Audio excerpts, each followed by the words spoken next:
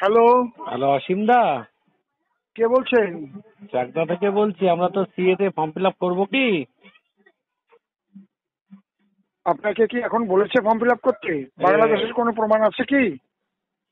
বাংলাদেশের প্রমাণ নেই তো, এই যে বলছে তো যে কেন্দ্রীয় সরকার বলছে না ফর্ম ফিল আপ করতে হবে সিএ তে।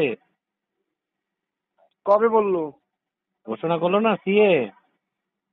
আরে বাবা, করেছে কি বলেছে নাকি আজকেই করতে হবে? তো কবে করবো? সে আপনার ইচ্ছা মতো করবেন। না না, আপনাকে 5 তো না বছর জিজ্ঞেস পরেও করলে। করতে পারেন, 1 বছর পরেও করতে পারেন, আপনার ইচ্ছা। ভোটের যা আগে কাগজ ঘোষণা। চেয়েছে সে কাগজ যদি আপনার কাছ থেকে করুন।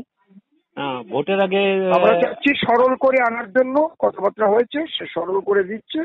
আপনার যদি তার আগে কাগজ থাকে ভোটের আগে কি সরল করবে না ভোটের পরে সরল করবে? ভোটের আগে হয় নাকি এখন? তো ভোটের আগে ঘোষণা করলো তো। করে দিল তো, এখন তো আপনি অবৈধ অনুপ্রবেশকারীটা তো আপনার তুলে দিল না।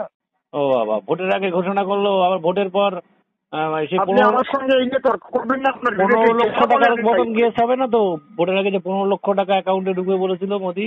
সেটা আপনি আপনার ইচ্ছা, আপনি তাহলে বিজেপিকে ভোট দেবেন না?